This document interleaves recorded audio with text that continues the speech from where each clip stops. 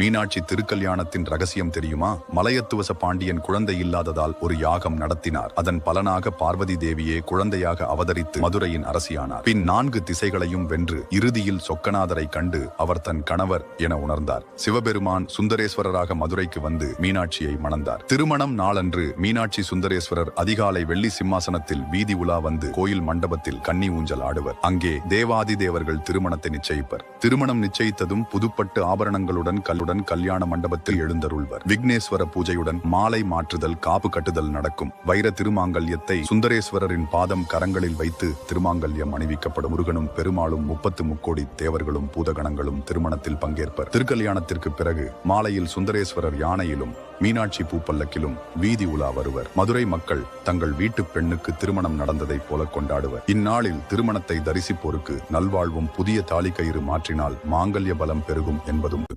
செவ்வாய்க்கிழமை அன்று நகம், முடி வெட்டுவது, சவரம் செய்வது கூடாது.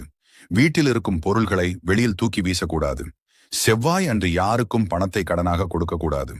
பாலில் செய்யப்பட்ட எந்த ஒரு இனிப்புகளை வீட்டிற்கு வாங்கி வரக்கூடாது.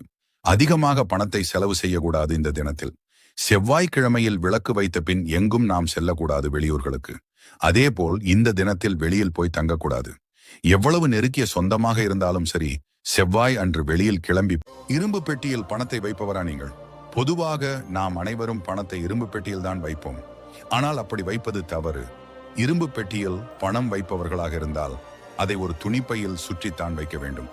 அந்த துணிப்பை மஞ்சள் நிறமாகவோ அல்லது சிவப்பு நிறமாகவோ இருந்தால் இன்னும் சிறந்தது. நீங்கள் பணம் வைத்திருக்கும் அந்த இடத்தில் பணத்தை தவிர மற்ற பொருட்களை வைக்கக்கூடாது.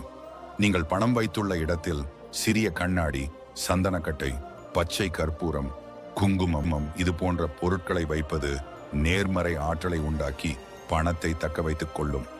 முடிந்தால் ஒரு தேக்கு மரக்கட்டையும் வைத்துக் கொள்ளலாம். தேக்கு கட்டையானது பணத்தை தேக்கி வைக்கும் என்று கூறுவார்கள். வாரந்தோறும் வெள்ளிக்கிழமை அன்று வாசனையுள்ள மலர்களை பணம் வைக்கும் இடத்தில் வைத்து தூபம் காட்டுவதால் பண வரவு அதிகரிக்கும், வீண் விரயமாகாது. மதுரையில் மீனாட்சி அம்மனுக்கும் சுந்தரேஸ்வரருக்கும் திருமணம் மிக அருமையாக நடக்கிறது. திருமணத்திற்கு ரிஷிகள், முனிகள் என அனைவரும் வந்திருக்கிறார்கள். இதனால் மதுரை விழா கோலமாக காட்சியளிக்கிறது. திருமணம் முடிந்த பிறகு அனைவருக்கும் உணவு பரிமாறப்படுகிறது. அனைவரும் சாப்பிட்ட பிறகும் உணவுகள் மிக அதிக அளவில் மீதம் இருக்கிறது. இதை பார்த்த மீனாட்சி அம்மன் சிவபெருமானிடம் கூறுகிறார். சிவபெருமான் தன்னுடைய பூத கணங்களில் ஒருவரை அழைத்து மீதமுள்ள உணவுகளை அனைத்தையும் உண்ணும்படி கூறுகிறார். பூத கணமும் உணவுகளை உண்ண ஆரம்பிக்கிறது. அனைத்து உணவுகளையும் உண்ண பிறகும் அவருக்கு பசி அடங்கவில்லை.